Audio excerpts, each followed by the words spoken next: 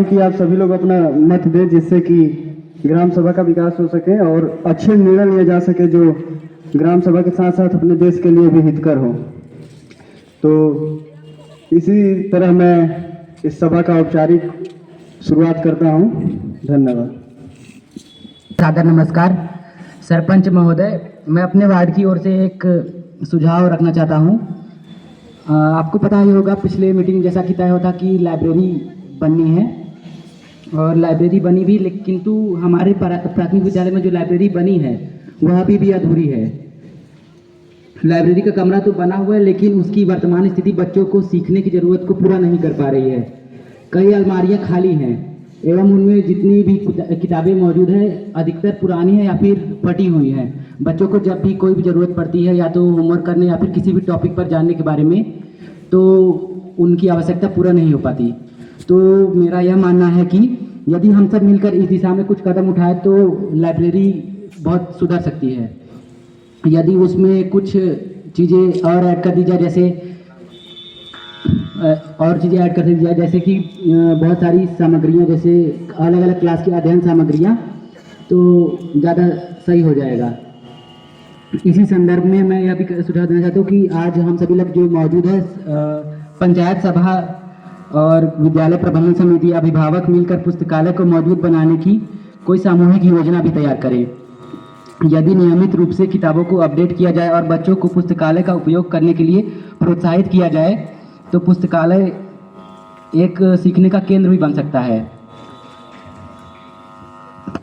यहाँ जैसा कि आपने बताया कि पिछले मीटिंग में इसके लिए बात हुई थी कि लाइब्रेरी बनाई जाएगी, मैं इस विषय से परिचित हूँ और लाइब्रेरी का कार्य हो भी रहा है। इसलिए अभी थोड़ा रुक गया है क्योंकि बजट की कमी हो गई है। जैसे ही बजट आता है हम किताबों की पूर्ति करा देंगे।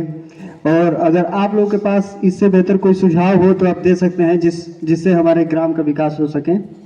कोई भी लोग जिनके पास सुझाव हो वो साझा कर सकते हैं।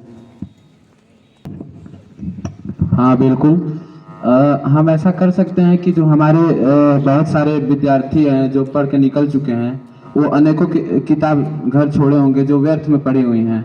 हम उसका सदुपयोग करते हुए उसको हम लाइब्रेरी में रखवा सकते हैं। और कई ऐसे कॉम्पिटिटिव छात्र भी होंगे जो अपने आकांक्षाओं में सफल हो गए होंगे और वो अच्छी नौकरियों पे होंगे, तो वो अपनी किताबों को लाइब्रेरी में रख सकते हैं, जिससे हमारे गांव के बहुत सारे बच्चों को मदद होगी और ये हमारे लिए बहुत यूजफुल रहेगा। जी हाँ, आपका सुझाव बहुत ही सराहनीय है और मैं गांव के युवाओं से अनुरोध करना चाहता हूं कि जो भी लोग अपनी किताबें मतलब अभी वो कंपटीशन की तैयारियों में सक्सेस हो गए हैं, तो जो उनकी बची हुई किताबें हैं जो कोई नहीं पढ़ रहा है उसको लाइब्रेरी में दान कर दे, जिससे कि और भी उनके छोटे भाई बहन पढ़े लिखे और देश का भविष्य बने। धन्यवाद। मैं एक और विषय पर आपका और इस सभा का ध्यान आकर्षित करना चाहता हूं।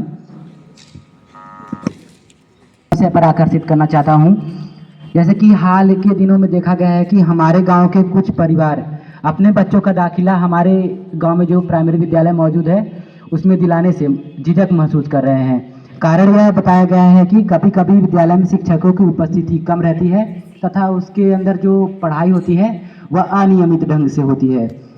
कुछ बच्चों ने तो यह भी बताया है कि उन्हें कई कई दिनों तक बिना पढ़े स्कूल से जाना पड़ता है। तो मेरा यह मानना है कि हम सब मिलकर इस विषय पर ध्यान दें तो विद्यालय की गुणवत्ता को हम सभी लोग सुधार सकते हैं। यदि शिक्षकों की उपस्थिति को हम लोग नियमित कर सकें और बच्चों की उपस्थिति को यदि शिक्षकों की उपस्थिति को नियमित कर सके, कक्षाएं समय पर यदि हम लोग चला सके और बच्चों को निरंतर मार्गदर्शन हम लोग किसी भी तरह से दिलवा सके, तो हम लोग शिक्षा की गुणवत्ता को उनको बढ़ा सकते हैं। और न केवल परिवारों का इससे विश्वास भी बढ़ेगा, बल्कि हमारे गांव के जो बच्चे हैं उनको बेहतर शिक्षा भी प्राप्त होगी। इसी संदर्भ में मैं यह भी कहना चाहूँगा कि मेरा यह भी सुझाव है कि पंचायत, विद्यालय समिति और अभिभावक तीनों मिलकर ऐसी व्यवस्थाएं बनाएं जिससे विद्यालय में पढ़ाई निरंतर चले और शिक्षकों की उपस्थिति पर प्रभावी निगरानी भी रखी जा सके। इससे हमारी प्रतिष्ठा भी बढ़ेगी और भविष्य भी सुरक्षित रहेगा उन बच्चों का। गंभीर प्रश्न है कि सरकारी यानी प्राथमिक विद्यालय के होते हुए भी लोग प्राइवेट स्कूलों में जा रहे हैं बच्चे और शिक्षक अनियमित रूप से नहीं आ रहे हैं, तो सर्वप्रथम तो मैं स्कूल के हेडमास्टर से जानना चाहूँगा कि क्या ऐसी समस्याएं आपके विद्यालय में हैं। सर्वप्रथम इस सभा में उपस्थित सरपंच महोदय, सचिव जी एवं सभा के सभी सदस्यों को मेरा नमस्कार। तो जी सरपंच महोदय, ये बात सत्य है, मैं इस बात से सहमति अपनी जताती हूँ कि हमारे विद्यालय में कुल 7 कक्षाएं हैं, लेकिन अभी से 5 ही टीचर्स नियुक्त किए हैं। तो मैं चाहती हूँ कि जल्द से जल्द आप 2-3 और टीचर्स की नियुक्ति कर दी जाए। धन्यवाद। जी हाँ, अगर ऐसी समस्या है तो अभी तो परमानेंट टीचरों की जल्द से जल्द व्यवस्था नहीं हो पाएगी, लेकिन मैं गांव के युवा या कोई भी जिम्मेदार व्यक्ति जो शिक्षित हो उनसे ये अनुरोध करना चाहूँगा कि जब तक शिक्षक नहीं हैं तब तक वे आकर अपना भागीदारी दें और स्कूल को सुचारू रूप से चलाने में अपना मदद करें। और आप लोगों का भी कोई सुझाव हो तो आप दे सकते हैं।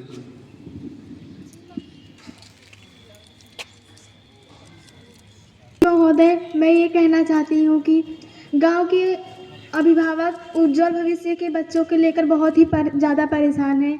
मेरा ये कहना है कि अगर शिक्षक कुछ गांव के अभिभावक को इस बात को लेकर प्रेरित करे और जागरूक करे तो बच्चों का भविष्य काफ़ी ज़्यादा उज्जवल हो और वो आगे से आगे बढ़ सके। मुझे ऐसा लगता है कि जो गांव के कुछ युवा हैं जो कि पढ़ लिख कर अभी तैयारी कर रहे हैं या गांव में ऐसे ही हैं, तो वो ट्यूशन दे सकते हैं बच्चों को या अपने घर के ही छात्रों को पढ़ा सकते हैं जो कि स्कूल में जाते हैं। इससे बच्चे अच्छे से पढ़ाई कर सकेंगे। हाँ, तो हम ऐसा कर सकते हैं। वैसे तो ये बहुत अच्छी बात होगी अगर गांव के किसी सदस्य को इतनी इच्छा है तो, और अगर अपने गांव के प्रति कर्तव्य निभाना है तो पढ़ा सकता है जो सुशिक्षित हो। पर अगर ऐसा कोई नहीं मिलता है तो कोई ना कोई प्रबंध तो करना ही पड़ेगा। तो हम ऐसा कर सकते हैं कि कॉन्ट्रैक्ट पे 2 टीचर ले लें तत्काल के लिए। ये परमानेंट कोई उपाय नहीं है, लेकिन फिर भी तत्काल के लिए तो अच्छा सही तरीका रहेगा।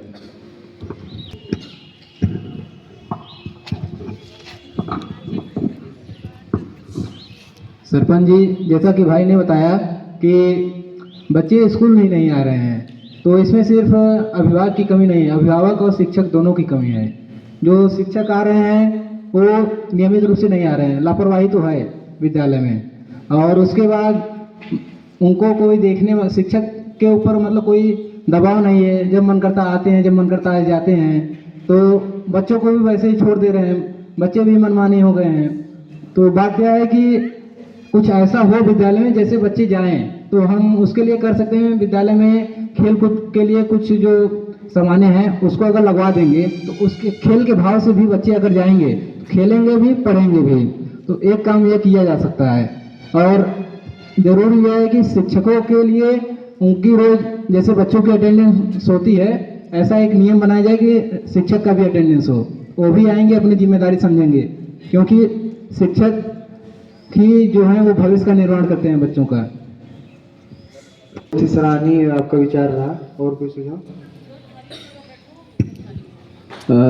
शिक्षकों के लिए प्रेरणा के लिए ये भी कर सकते हैं कि सामान्यतः शिक्षक ऐसे नहीं प्रेरित होते हैं, लेकिन जब आप अगर एक पेरेंट्स और प्रधान जी खुद आप और शिक्षकों को एक साथ मीटिंग करेंगे तो आपकी बातों का बड़ा प्रभाव पड़ेगा और जो अभिभावक हैं उनकी बातों का बड़ा प्रभाव पड़ेगा। तो इसलिए आप स्वयं एक बार उनसे बातचीत करके उन्हें थोड़ा प्रेरित कर सकते हैं। प्रधान जी, मेरा सुझाव ये है कि अगर जो बच्चे उसका अटेंडेंस सबसे ज़्यादा है उन्हें पुरस्कृत किया जाएगा तो सब बच्चे भी ऐसे आएगा, अटेंडेंस लगाएगा।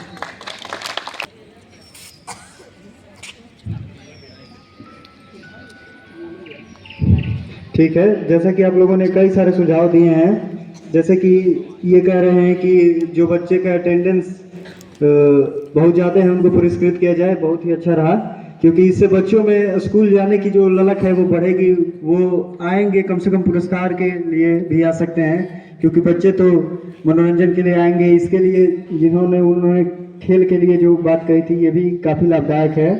और हाँ, इन्होंने दिया था कि कॉन्ट्रैक्ट टीचर रख लिया जाए, तो उसकी व्यवस्था हम बहुत जल्द कर देंगे। और इसके अलावा हम ट्यूशन ले सकते हैं, जो शिक्षित लोग और भी हैं गांव के, वो बच्चों की ट्यूशन ले सकते हैं जिससे कि उनकी शिक्षा बेहतर हो पाए। इन सभी कार्यों पर, इन सभी विचारों पर कार्य किया जाएगा और जल्द से जल्द इस समस्या को दूर करने का प्रयास किया जाएगा।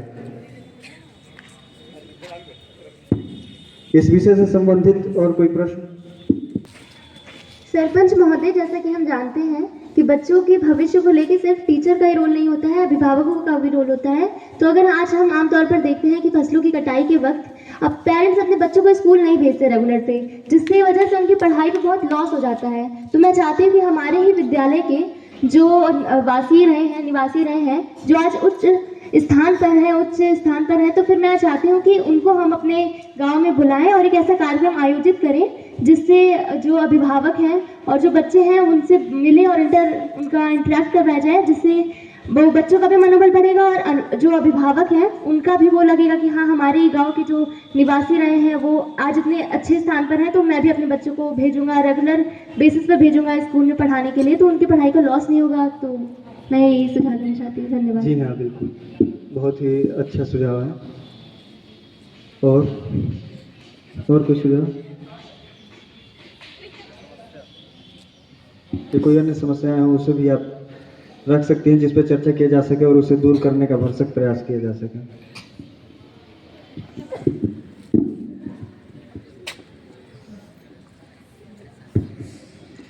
नमस्ते सरपंच जी, मैं अभिभावक इस गांव के निवासी, हमारे गांव के अभिभावक का कहना ये है कि हमारे गांव के बच्चे स्कूल तो जाते हैं लेकिन उनका उपस्थिति भी रोज का रहता है।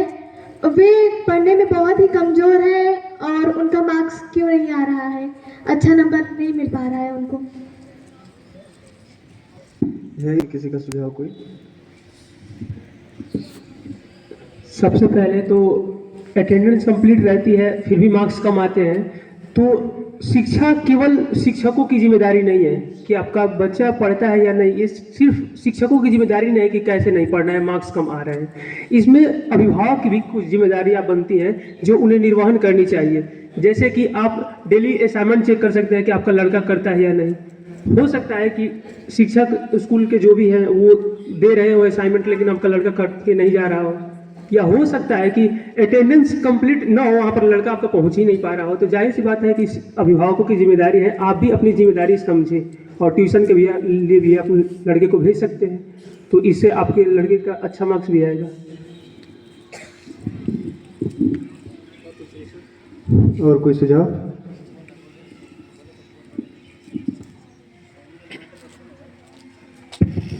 हाँ बिल्कुल, एक ऐसा कर सकते हैं कि जो हमारे जो बड़े बच्चे होते हैं या फिर जो ग्रेजुएशन में पढ़ रहे हैं या फिर जो बड़ी कक्षाओं में पढ़ रहे हैं, वो अपने छोटे भाई बहनों या फिर अपने पड़ोस के भी भाई बहनों को कुछ थोड़ा बहुत पढ़ा सिखा सकते हैं और ऐसा एक विधिवत पढ़ाई के रूप में चलाया जाए। जैसे कि अगर जो अगला चैप्टर पढ़ाने वाला हो उसको आज ही पढ़ा दिया जाए, जिससे क्लास में जाते हुए अच्छा से समझ में आए। ऐसे सब तकनीकों को यूज करके अगर हम चलें तो हम बहुत अच्छे से एक लॉन्ग टर्म के लिए हम बच्चों को तैयार कर सकते हैं। और ऐसा हमारे लिए अच्छा होगा कि अभिभावक इस चीज़ पर बहुत अच्छे से जागरूक हों। और ये किसी प्रेशराइज की चीज़ नहीं है, ये अगर अंदर से इच्छा होगी तो तभी हो पाएगा।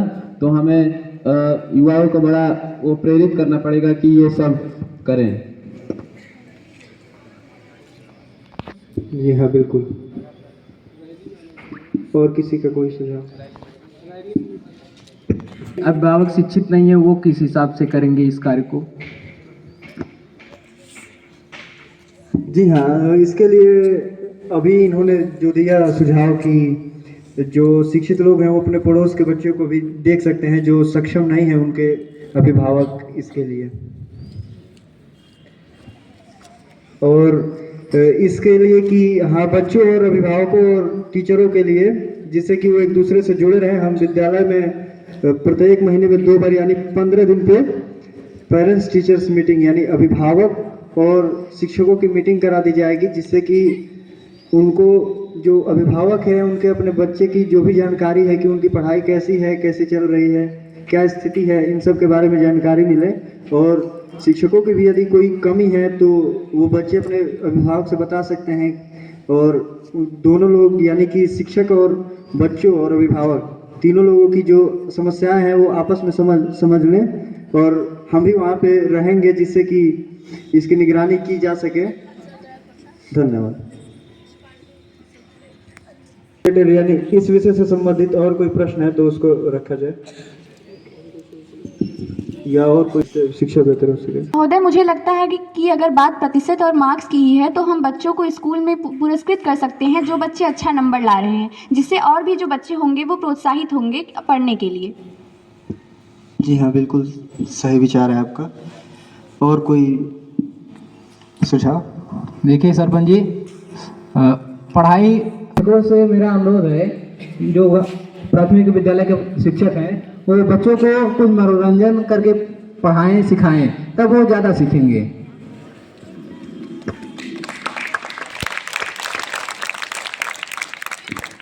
बिल्कुल, हम आपकी बातों का सम्मान करते हैं, इत्तेफाक रखते हैं आपकी बातों से, कि आप कहना चाहते हैं कि प्रैक्टिकल नॉलेज पर ज़्यादा फोकस किया जाए। ठीक है, बिल्कुल। हाँ, तो वही किया जाए। टीचर को यह इंस्ट्रक्शन देने की कोशिश करेंगे। हम लोग एक ऐसी मीटिंग बिठाएंगे, ऐसी मीटिंग बुलाएंगे जिसमें इस बात पर फोकस किया जाएगा कि टीचर पढ़ाए प्रैक्टिकल नॉलेज बेस्ड हो, जो कि रियल लाइफ में काम आए। हम ऐसे नॉलेज का उपयोग नहीं करेंगे, हम ऐसे नॉलेज नहीं सिखाएंगे जो कि रियल लाइफ में कभी जिसका उपयोग हो ही ना, तो हो सकता है।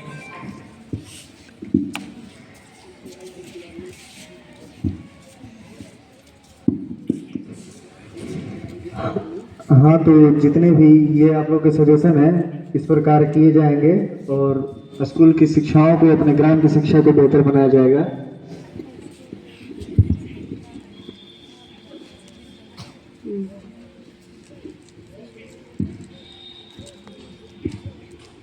प्रधान महोदय, आपको नमस्ते।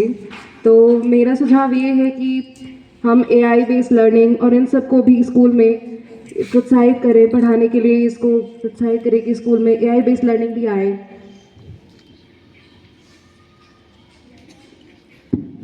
जी हाँ, बिल्कुल। इस आधुनिक युग के साथ जीना बहुत ज़रूरी है। इसके लिए हमें कंप्यूटर शिक्षा और AI बेस्ड लर्निंग को भी बढ़ावा देना पड़ेगा।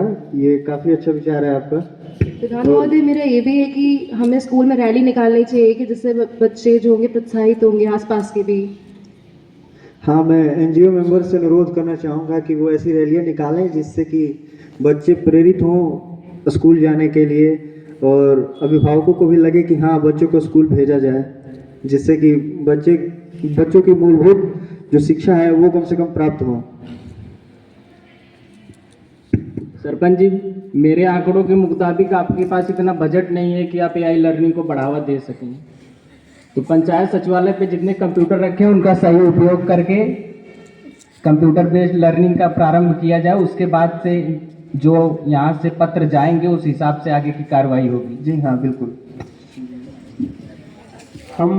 हमको भी मालूम है ये बात कि इतना बजट हमारे पास नहीं है, लेकिन हम ये बात सरकार के सामने रख सकते हैं। हम आगे बढ़ा सकते हैं इस बात को कि AI बेस्ड लर्निंग कितना ज़रूरी है, क्योंकि हम बदलते दौर को इग्नोर नहीं कर सकते। ये हम सभी को समझना होगा, क्योंकि वो बात तो है। हम जब मीटिंग बुलाएंगे तो उस मीटिंग में ये संलग्न कर देंगे, ये बात भी शामिल करेंगे कि टीचर वो पढ़ाए जो उन्हें ऑनलाइन ना मिले। बच्चे खुद ब खुद आएंगे और पढ़ेंगे और शिक्षित होगा हमारा भारत। तो हम पूरी कोशिश करेंगे कि उस मीटिंग में इस समस्या का समाधान निकले। इससे संबंधित किसी और मेंबर का सुझाव?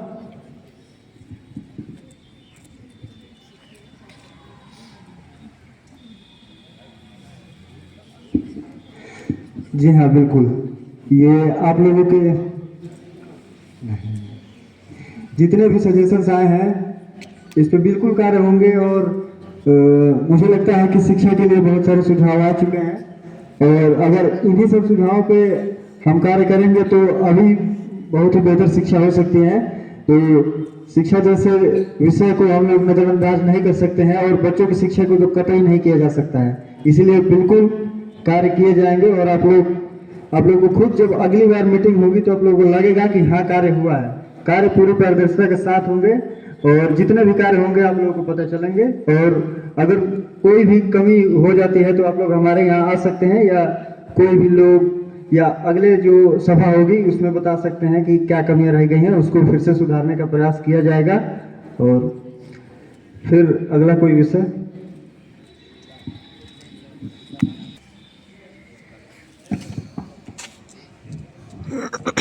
सरपंच महोदय, हमारे गांव में रोजगार की कमी बहुत ज़्यादा है। जैसा कि देखा गया है, हमारे गांव के बहुत से युवा गांव को छोड़कर चले गए हैं, पलायन कर रहे हैं अपने गांव से। अपने गांव में लगभग 90 परिवार रहते हैं। अभी इस समय जो देखा गया है 86 परिवार बचे हैं। तो 4 परिवार ऐसे हैं कि वो पूरा गाँव ही छोड़कर चले गए, वो दोबारा आए ही नहीं। तो ये बहुत दुखद समाचार है और इस पर बहुत ध्यान देने वाली बात है कि रोजगार कम है, लोग जा रहे हैं। और उसके बाद देखिए, रोजगार की कमी तो है, लेकिन ये भी है, अगली बार जब हम बात किए थे इस पर, पिछली बार बात किए थे तो सचिव जी इसमें उपस्थित नहीं थे। तो आप कहे थे बजट इस बार कम है, हम रोजगार पर उतना ध्यान नहीं दे पाए। तो आपने कहा था कि जब आगे की मीटिंग होगी तो उसमें हम सबसे पहला काम रोजगार पर देखेंगे। अगर बजट आया हो तो मेरा अनुरोध है कि सबसे पहले काम कराया जाए रोजगार पर।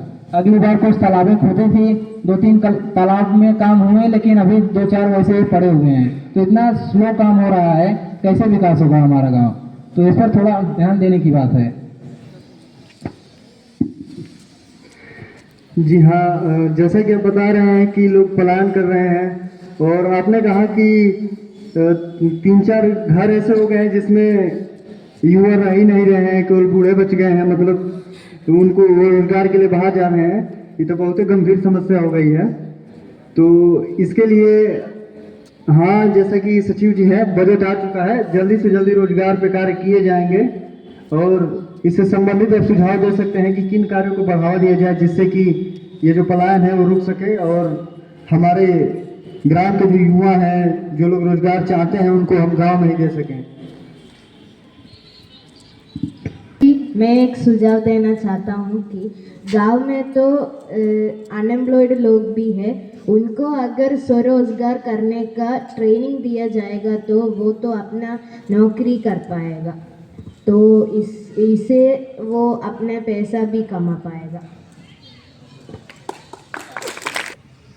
हाँ, तो हमारे भाई ने बहुत अच्छा उपाय बताया है, इसको थोड़ा सा विस्तारित कर देता हूँ कि हमारे गांव में कृषि को एक बहुत गरीब की निशानी समझी जाती है कि कृषि करने वाला एक गरीब ही होता है, और देखा जाए तो लगभग यही सच्चाई भी है।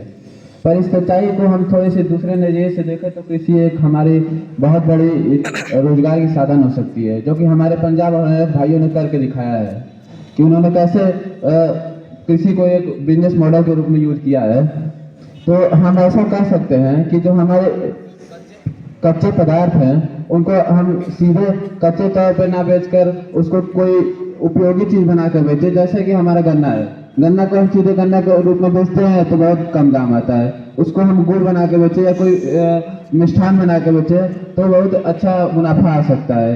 और यहाँ जैसे हमारे दूध है, दूध को हम दूध न बनाकर उसको कोई दही पनीर ऐसा चीज़ें वो बनाकर हम बेचे तो बहुत अच्छे तरीके से हम पैसा कमा सकते हैं। और ये घर बैठे बैठे अगर इतने संघर्ष करें तो हम एक अच्छा खासा रोजगार पा सकते हैं।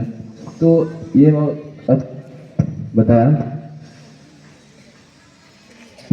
जी हाँ, आपका ये भी जो सुझाव है काफ़ी सराहनीय है कि हम लोग अपने कच्चे पदार्थ को कुछ ऐसा बनाकर बेचें जिससे कि हमारे कीमतों में बढ़ोतरी हो और गांव में ही रोजगार भी मिल जाएंगे, जिससे खाली समय में कार्य किए जा सकते हैं। तो इस विषय पे और किसी अन्य लोगों के सुझाव हो तो वो प्रस्तुत करें।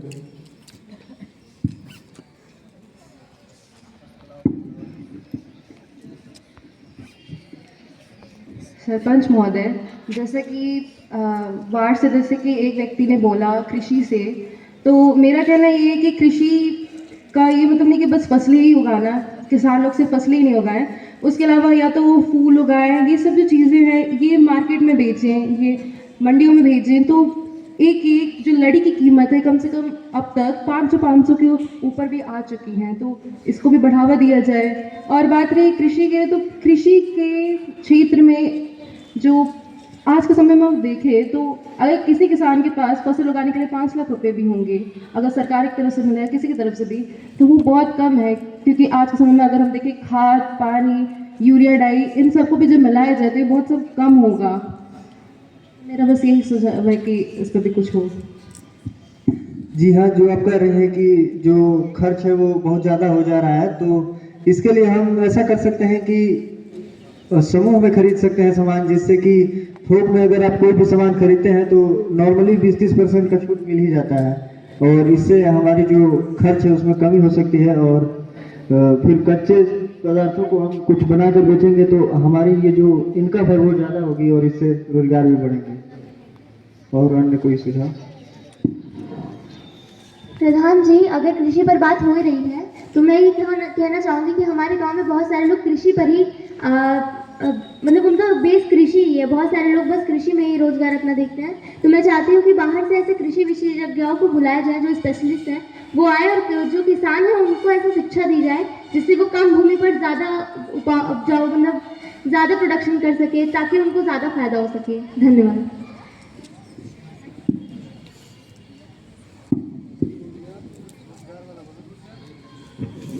मेरा सचिव जी से शिकायत है, इनका काम बहुत स्लो है। पिछली बार इनसे बोला गया था कि जो किसान निधि योजना है उसके तहत सबका जो कार्ड है बनवा दें और सभी के खाते में पैसा आए, लेकिन अभी तक सिर्फ गांव के 30% किसान को ही यह योजना का लाभ उठा पा रहे हैं किसान, और 70% किसान ऐसे हैं जो इस योजना का लाभ नहीं ले पा रहे हैं। तो मेरा अनुरोध है कि जल्दी जल्दी इस पर कार्य किया जाए, इससे किसानों को सहायता मिल सकेगी। पहले आपको बता दूं कि जो पैसे आते हैं, जो बजट आते हैं, वो मैं अपने खाते में नहीं रखता, वो जनता की भलाई के लिए ही वो पैसे निकलते हैं जब भी निकलते हैं। और मैंने ऐसा नहीं कि जो पैसा जो आया था मैं रख लिया हूँ खुद के पास, मैंने वो सिटिंग जो चेयर लगी होती है वो चारों तरफ आप देख रहे होंगे, गांव में घूम रहे होंगे जहाँ भी, वो उसी पैसे की बदौलत वो सिटिंग चेयर है। जो सोलर पैनल देख रहे होंगे, जो सोलर लाइट लगे हैं, स्ट्रीट लाइट जो भी आप देख रहे हैं, वो भी पैसे उसमें भी लगते हैं। तो इस वजह से जो भी आप शिकायतें कर रहे हैं मेरी, वो पैसे मैं रखा नहीं हूँ, वो आप ही लोग की भलाई के लिए वो पैसे खर्च हुए हैं जब भी हुए हैं। इनकी बातों का जवाब दिया जाएगा, क्योंकि जो ग्रामीण सदस्य हैं उनका पंजीकरण सही समय पे नहीं हुआ है। कुछ के बैंक खातों में दिक्कत है तो कुछ के आधार कार्ड में, तो वो सब उचित समय पर पंचायत सचिवालय पर जाकर पंचायत सहायक जी से अपना पंजीकरण सुनिश्चित कराएं। हाँ, मैं आपकी बातों का सम्मान करता हूँ और शिकायतों का भी। बगैर आपकी शिकायतों पर ध्यान देते हुए मैं ये बात कहना चाहूँगा आपको कि सर्वर इशू की वजह से कई लोगों का पंजीकरण नहीं हो पाया, और जब दूसरी बार हम लोग वहाँ पर निरीक्षण करने गए तो बुलाने पर भी कई लोग नहीं आए। तो आप लोगों की भी जिम्मेदारी समझनी चाहिए कि जब बुलाया जा रहा है तो आप टाइमली वहाँ पर पहुँच जाए।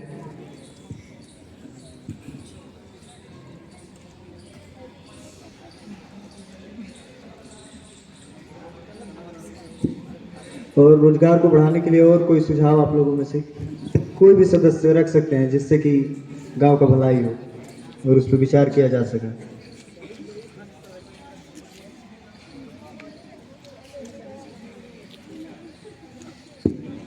महोदय, मेरा ये कहना है कि रोजगार गांव में बहुत कम है और महिलाएं अपना घर का कार्य करके खाली घर में बैठी पड़ी रहती हैं, तो क्यों ना उनको रोजगार मिले। सिलाई, कढ़ाई, बुनाई, गलीचे का कार्य करना, उसमें फैक्ट्री भी हो, ताकि महिलाएं अपना पैसा कमाएं और अपना घर चला सकें।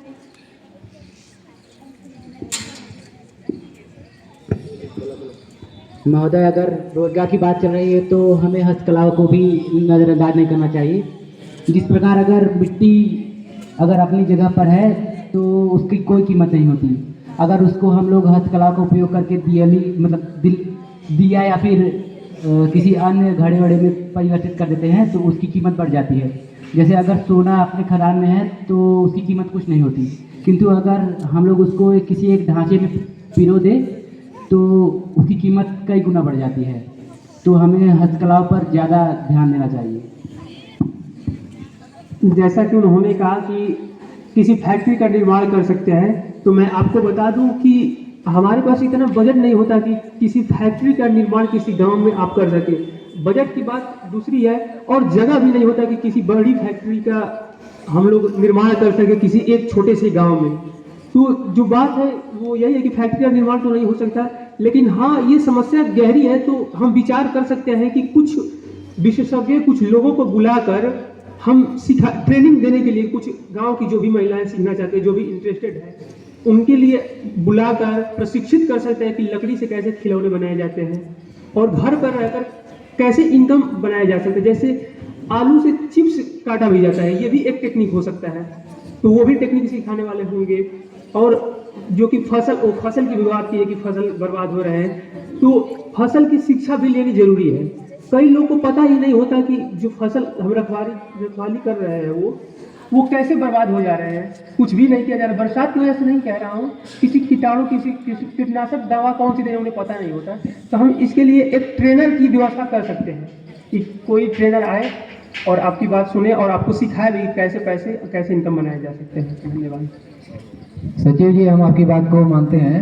हर काम बजट से, गांव का हर काम बजट से नहीं हो सकता।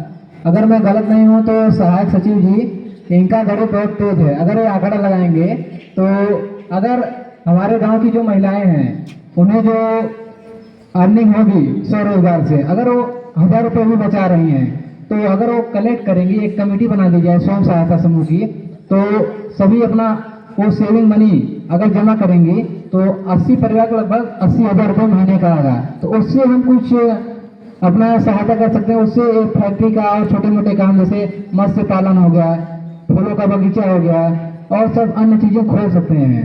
तो इस पर विचार करिए। जी, आप सही कह रहे हैं। हम बता सकते हैं कि महिलाओं के लिए उतना बजट नहीं है सचिव जी के पास, लेकिन महिलाएं एक समूह बना के, स्वयं सहायता समूह होता है, उसमें पैसे को एकत्रित करके किसी भी एक कार्य के लिए, कोई भी कार्य हो जो बड़े स्तर पे हो, उसके लिए महिलाएं इकट्ठा हो सकती हैं, समूह बना सकती हैं और किसी भी कार्य में लगा सकती हैं वैसे बजट को। ऐसे बजट के लिए सचिव जी की भी ज़रूरत नहीं होगी। ऐसे में अपने स्तर पे ही लोग पैसे को इकट्ठा करके और उसका यूज कर सकते हैं।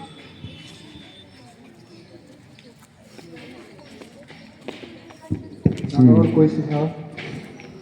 हाँ, तो अक्सर हम प्रचंड बेरोजगारी के बारे में सुनते हैं, तो हमें ख्याल आता है कि ऐसे घर के 4 बेटे जिसमें सिर्फ 2 व्यक्तियों का काम है और 4 लगे हुए हैं, पर हम ऐसे भूल जाते हैं कि हमारे घर में कुछ बुजुर्ग भी रहते हैं और कुछ महिलाएं भी रहती हैं, और अक्सर इन्हें नजरअंदाज कर दिया जाता है। तो ऐसा कर सकते हैं कि जो कि तपन महोदय ने बताया कि दिया बना देना, और क्या अच्छी बात रही कि सोने का कीमत तभी आता है जब वो गले में आता है, वो खदानों में उसकी कोई कीमत नहीं होती। तो ऐसे जो हम बहुत सारे हम जो दिया बनाएंगे, घड़े बनाएंगे और लकड़ियों के खिलौने बनाएंगे, तो उसका हम सही जगह पे उसका बिक्री कराएं तो वो अच्छे दाम कमा सकती हैं। जैसे कि हम एक व्यवस्था करा दें कि उसको शहरों में बेचे जहाँ के हमें अच्छे दाम मिल जाएं, या फिर आजकल तो सोशल मीडिया का ज़माना है, ऐसा ऐप से हम कांटेक्ट कर सकते हैं जहाँ ये चीज़ें बिक सकती हैं, क्योंकि बाहर बहुत सारे लोग इस चीज़ों के बहुत शौकीन हैं कि ऐसे गांव की चीज़ें खरीदें, दिया से अपने घर सजाएं और अपने बच्चों को वैसे खिलौने खिलाएं जो किसी हाथ से बने हुए हो। तो ये बहुत ज़्यादा उपयोगी साबित हो सकता है हमारे गांव के लिए, और ऐसे कार्य हमारे महिलाएं और बुजुर्ग बहुत निपुण ढंग से कर सकते हैं। तो ये बहुत ध्यान देने योग्य विचार है। जी हाँ, बहुत ही ज़्यादा सराहनीय विचार है आपका कि आपने ये जो आधुनिक युग है उसके हिसाब से जीने की बात कही है कि हम लोग किसी ऐप पे इसको रख सकते हैं, बेच सकते हैं। और ये भी अच्छा सुझाव इसलिए भी है क्योंकि ऑनलाइन सामानें जो हम बेचेंगे वो काफ़ी हद तक ज़्यादा पैसों में बिकेंगी, जो कि साधारणतः गाँव में इतने पैसों पे नहीं बिक पाती हैं। हाँ, और कोई सुझाव इस विषय से? जी महोदय, महिलाओं में रोजगार बढ़ा देने के कई तरीके हो सकते हैं। जैसे हम आंगनबाड़ी कार्यकर्ती और आशा जब गांव में निरीक्षण के लिए जाते हैं तो हम महिलाओं को प्रोत्साहित कर सकते हैं कि वो काम करें। जैसे कुछ महिलाएं तो ऐसी होती हैं जो पढ़ लिख कर घर में बैठी होती हैं, उन्हें बाहर नहीं निकलने दिया जाता, तो उनको हम प्रोत्साहित करें कि वो कुछ काम कर सके। जैसे स्वयं सहायता समूह खोल सके, समूह सखी बन सके, बैंक सखी बन सके, सहायिका बन सके इत्यादि, जिससे उन्हें रोजगार भी मिलेगा और वो घर बैठकर काम कर पाएंगी। जी हाँ, बिल्कुल। और कोई सुझाव? यहाँ के उपस्थित पंच महोदय और वार्ड मेंबर का मेरा नमस्कार। मैं अपने पंच महोदय से कहना चाहती हूँ कि 3 माह 1 साल पे जो मेला लगता है गांव में, वो लगवाएं और उसमें जो महिलाएं अपना कलाकृति जो दिखाती हैं, उसके बाद जो बनाती हैं सामान, वो अपना मेले में बेच सकें और अपना धनराशि कमा सकें मेले में। गाँव है कि हम इसे अपने गांव में ही ऐसे मेला का आयोजन कर सकें और उसमें अपने हाथों के द्वारा बनाए हुए कलाकृतियों को बेच सकें। ये काफ़ी हद तक गांव के विकास के लिए अच्छा होगा और काफ़ी लोग इसमें लगे रहेंगे, रोजगार भी रहेगा और अपना पैसा ऐसे बनते रहेगा बिना किसी के मदद के। इससे हम आत्मनिर्भर भारत को भी बढ़ावा दे सकते हैं।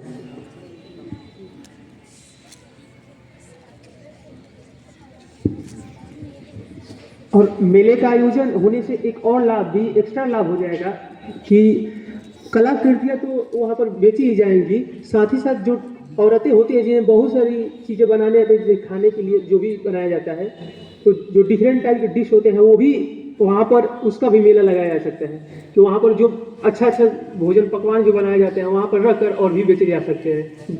तो ये भी एक लाभ हो सकता है, सुनहरा अवसर हो सकता है औरतों के लिए।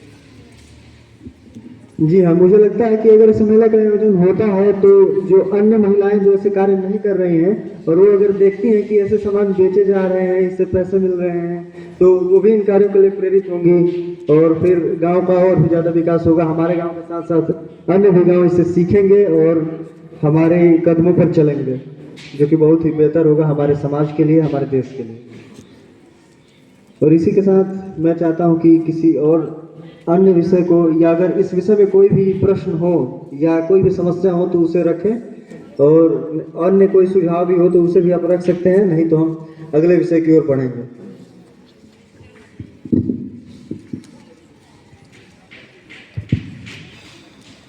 महोदय, हम लोगों की मनरेगा, वृद्धा अवस्था पेंशन योजना और आवास योजना जैसे सरकारी योजनाओं के बारे में जागरूक करना चाहिए और उचित पात्रों को ही इसका लाभ दिया जाना चाहिए। जी हाँ, बिल्कुल। जो भी लोग ये मनरेगा वाले यानी जॉब कार्ड रखते हैं उनको इसका लाभ अवश्य मिलेगा और इस पर कार्य हो भी रहे हैं और आगे भी होंगे, जिससे कि और अगर इसका पंजीकरण का अवसर मिलता है तो सभी लोग, जितने भी लोग इसके लिए ज़रूरतमंद हो, इसके लिए पंजीकरण करें और इसमें अपना भाग लें, सदस्यता लें, जिससे कि उन्हें भी रोजगार मिले, वो भी अपने गांव में रहकर ही गांव के विकास करें और साथ में रोजगार भी लें।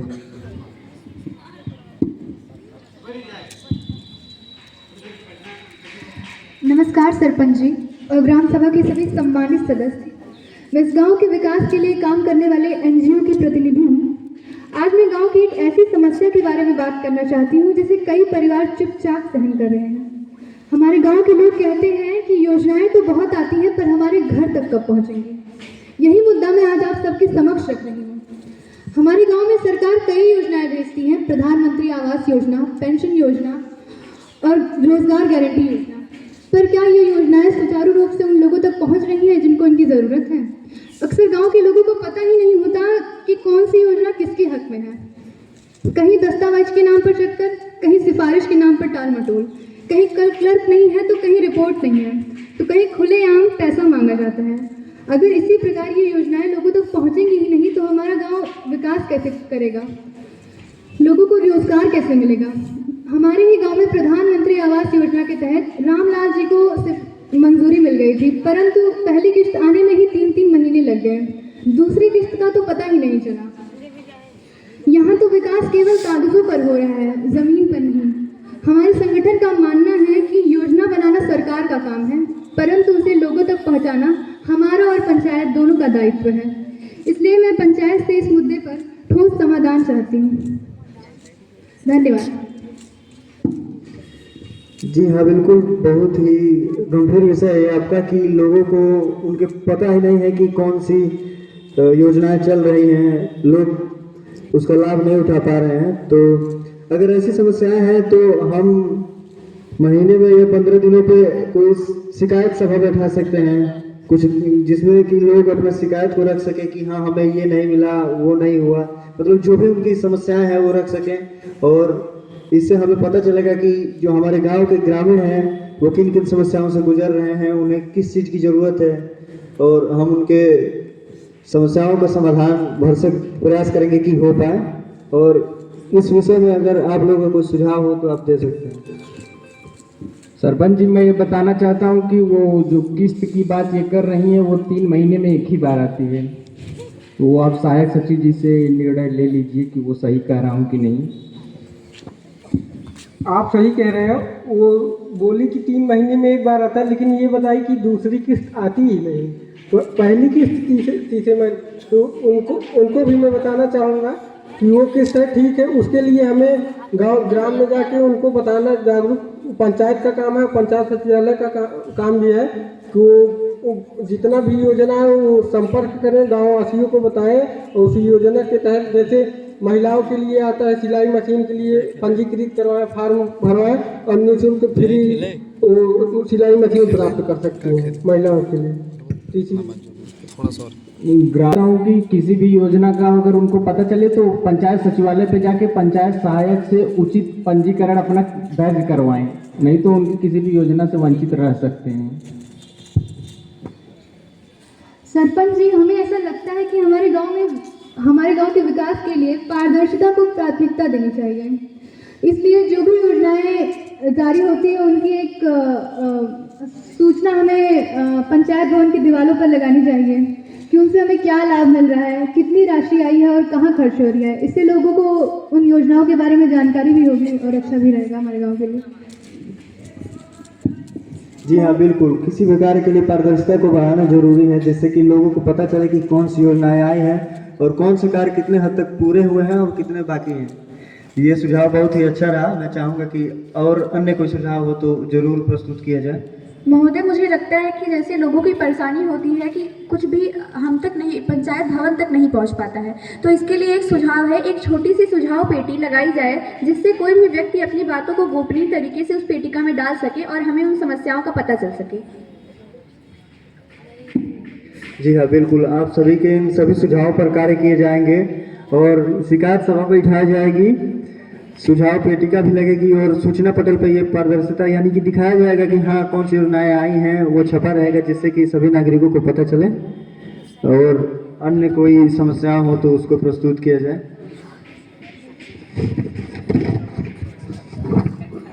हाँ, तो मैं स्वच्छता और स्वास्थ्य को समस्या को प्रदर्शित करूँगा।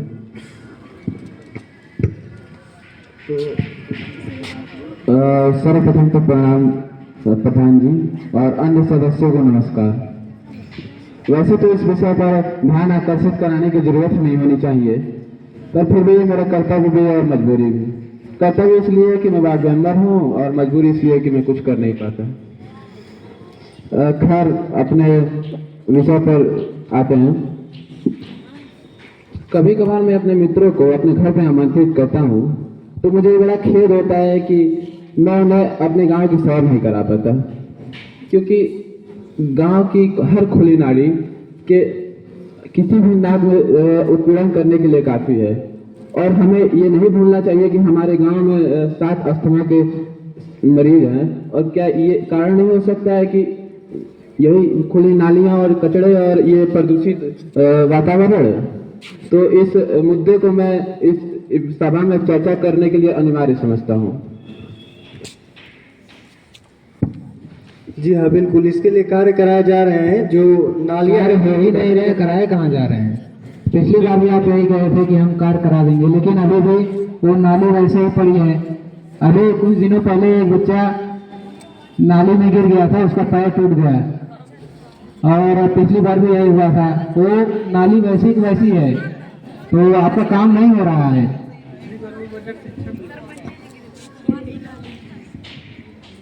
आप सही कह रहे हैं, लेकिन पिछली बार वो जितना एक बार में बजट आया वो बजट शिक्षा, लाइब्रेरी और इसकी मरम्मत में लग गई।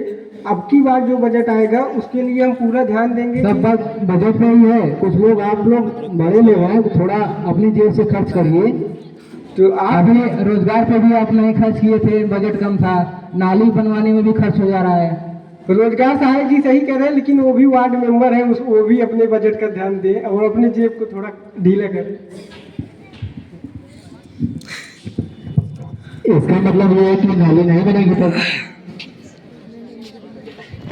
बन गए, लेकिन नालियों में सफाई नहीं हो रहा है, जिसके लिए सरपंच जी मेरा आपसे ये निवेदन है कि आप अपने सफाई कर्मी को थोड़ा और उसको कहें कि वो गांव में नालियों पर ज़्यादा ध्यान दे, ना कि दूसरे के घर के आगे पीछे। तो कार्य नहीं कर रहे हैं तो हमारी जिम्मेदारी तो है ही कि उनको अपने कार्य के प्रति जागरूक करें कि हाँ वो अपने कार्य को करें। लेकिन अगर ऐसी हरकतें या ऐसी मतलब जो उनकी कि वो कार्य नहीं करा रहे हैं, ऐसी कोई भी प्रतिक्रियाएं आप लोग देख रहे हैं तो गांव के कोई भी जिम्मेदार नागरिक हमको सूचित कर सकते हैं कि जो सफाई कर्मी है वो अपना कार्य सही से नहीं कर रहे हैं, तो उस पर कदम बढ़ा दिया जाएगा।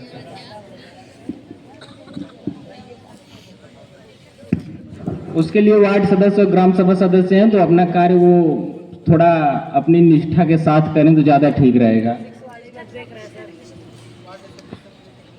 कोई सुझाव?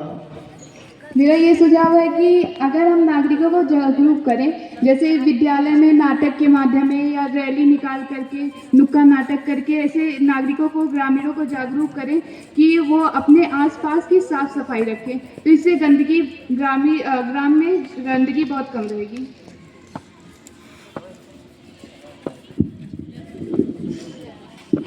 जी बिल्कुल। प्रधान जी, मेरा सुझाव ये है कि हर ग्रामीण हर संडे को क्लीनिंग डे मनाओगे तो अपना आसपास तो साफ कर सकता है।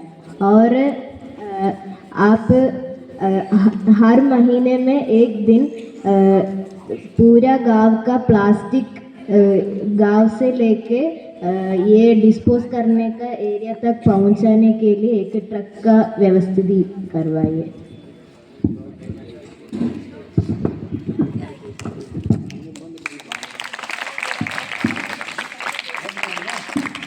सुझाव थे, सभी को मद्देनजर रखते हुए कार्य कराए जाएंगे। जैसे कि इन्होंने कहा कि हम लोग आगे बढ़कर खुद सफाई कर सकते हैं, ऐसा एक क्लीनिंग डे बना सकते हैं।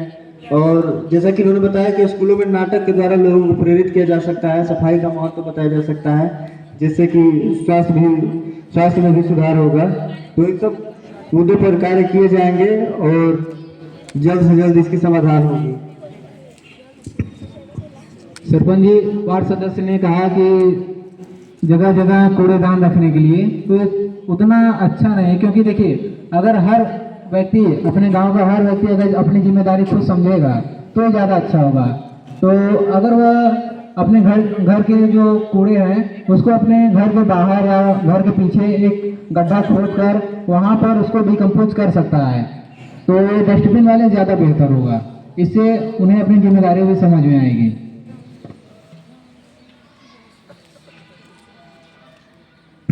हाँ, तो डस्टबिन में फेंकना भी एक जिम्मेदारी है, वो भी कोई बहुत प्रेशर करने वाली बात नहीं है। और वैसे भी अगर घर के पास फेंके तो हमें नहीं लगता कि ये बहुत परमानेंट कोई इलाज है, ये तो टेम्परेरी इलाज होगा कि थोड़े से रहेगा तो फेंक देंगे, लेकिन ये करते करते एक समय आएगा जब वो अपना घर ही कचरा हो जाएगा। तो मुझे लगता है कि डस्टबिन आवश्यक चीज़ है और उसका कोई सुव्यवस्थित इलाज होना चाहिए कि उसे या प्लास्टिक को रिसाइकल करवाने के लिए कहीं भेज सकते हैं, और जो डिकम्पोजेबल चीज़ है उसको हम खाद्य बना सकते हैं, ऐसे कुछ चीज़ें कर सकते हैं, क्योंकि घर पे भी रखना ये तो अच्छा नहीं होगा मेरे हिसाब से। हाँ, आप सभी के सारे सुझावों को ध्यान में रखा जाएगा। और मैं चाहता हूँ कि जो सरपंच जी रुक जाइए, जो अभी भाई ने कहा, मुझे मतलब ये देखिए, जो कूड़ा करकट डस्टबिन वाली बात है, डस्टबिन गांव के लोग उनमें शिक्षित नहीं हैं, तो आप जानते हैं कि वो कूड़े का यूज नहीं करेंगे। तो इसलिए मैं बोला था कि अगर जो जैसे छिलके हो गए सब्जियां के, तो वो सब अगर यूज डिकम्पोज करेंगे ज़्यादा सही रहेगा। अब डस्टबिन रखना, अलग से खर्च करना, और वैसे भी आपका बजट तो कम ही है, तो ये सब ध्यान में रखिए। जी हाँ, बिल्कुल, लोगों को जागरूक किया जाएगा, आपकी बातों को ध्यान में रखा जाएगा। और मैं चाहता हूँ कि जो खेल से संबंधित वार्ड मेंबर या सदस्य आए हैं वो अपने बातों को रखें।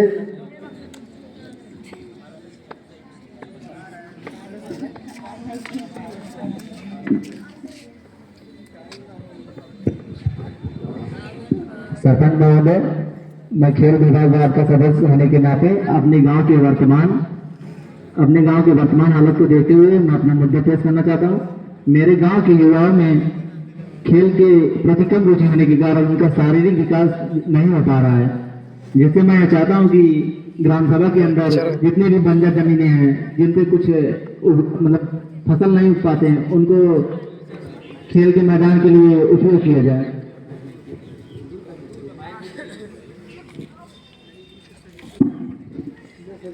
जी हाँ, जैसा कि आपने बताया कि जो भी गांव की बंजर जमीनें हैं उसको खेल के मैदान में बदला जाए, जिससे कि गांव के जो भी बच्चे हैं, खिलाड़ी हैं, तो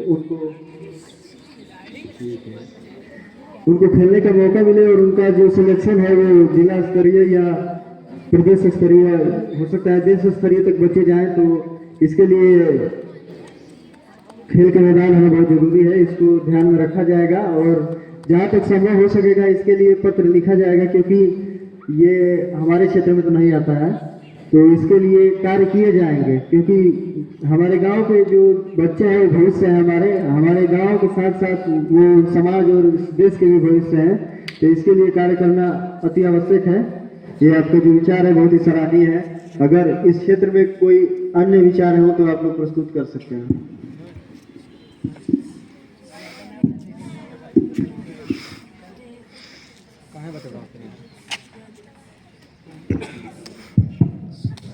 प्रधान जी, मेरा ये सुझाव है कि जो लोग खेल के क्षेत्र में सफल हो गए हमारे गांव से, वो छोटे बच्चों को कोचिंग दे खेल में। इससे बच्चे खेल में क्षेत्रीय स्तर में जा सकता है, राष्ट्रीय स्तर में खेलने के लिए जा सकता है।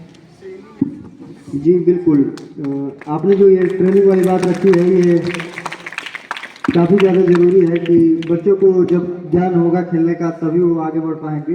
तो इस पर भी कार्य किया जाएगा और जो भी सक्सेस लोग हैं उनको बुलाया जाएगा और उनसे ट्रेनिंग ली जाएगी। सरपंच जी, कृषि सहायक ने सही कहा है कि देखिए 2022 में हमारे गांव के लगभग 3 खिलाड़ी उच्च स्तरीय पर गए हैं। तो अभी 2022 से लेकर उसके बाद 2025 आ गया, लेकिन अभी तक उसके बाद कोई खिलाड़ी नहीं गया है। तो थोड़ा सा युवाओं में मनोबल गिरा है। अगर जो खिलाड़ी सफल हो गए वो लोग आएंगे, वो प्रतियोगिताएं कराई जाएंगी तो ज़्यादा अच्छा होगा। देखिए, भारत पुरुष प्रधान देश पहले था, अब नहीं है, और अब समान इक्वल मौका देंगे। तो मैं चाहूंगा कि जी मैं आपकी बातों का सम्मान करता हूँ। अगर महिलाओं की तरफ से अगर कोई सजेशन आए जी वो बहुत सम्मान हो, जिससे बच्चों को उसमें पुरस्कृत किया जा सकता है। और जो हमारे गांव के उच्च स्तर पर गए हैं उनको गांव में बुला के मतलब मोटिवेट भी किया जा सकता है बच्चों को। धन्यवाद। जी हाँ बिल्कुल, आपने भी बताया है कि जो हमारे गांव से उच्च स्तरीय खिलाड़ी हैं उनको बुलाया जाए, और यहाँ जो कृषि सहायक बैठे हैं वो भी बताया है, ये काफ़ी अच्छा मुझे सुझाव लगा है, जिससे कि बच्चे प्रेरित होंगे और आगे बढ़ेंगे। जी हाँ, इस पर कार्य किए जाए। सरपंच जी, मेरा सवाल ये है कि आजकल के जो युवा हैं उनका भविष्य नशे की लत की वजह से या जुआ खेलने की वजह से उनका भविष्य खराब हो रहा है। तो यहाँ पे बस इस किसी में से अगर इस पे कोई सुझाव हो तो। देखिए, ये तो बहुत ही मतलब विशेष विषय है कि गांव के युवा जो है वो लते की नशे की लत में बर्बाद है। तो मैं चाहूँगा कि यहाँ जो NGO वर्कर्स हैं वो इसके लिए अभियान चलाएं कि नशा मुक्ति अभियान, जिससे कि लोगों को प्रेरित किया जा सके, युवाओं को प्रेरित किया जा सके कि ये नशा जो है ये सही नहीं है, मतलब इससे आपका भविष्य खराब हो रहा है। इन सब बातों से जागरूक किया जाए, उनको जानकारी दी जाए कि हम जो भी नशे करते हैं वो हमारे लिए कितने हानिकारक हैं, वो समझे इस बात को और फिर इस पर अमल करें और नशे की मुक्ति के लिए जो जरूरी है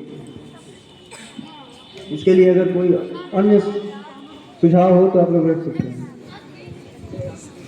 पंचायत महोदय, मेरा सुझाव ये है कि स्कूल में बच्चों को या स्कूल में रैली निकाली जाए या स्पीचेस दिए जाएं जिसकी वजह से ये जो नशा मुक्ति है इसका कुछ हो सके या निदान हो सके।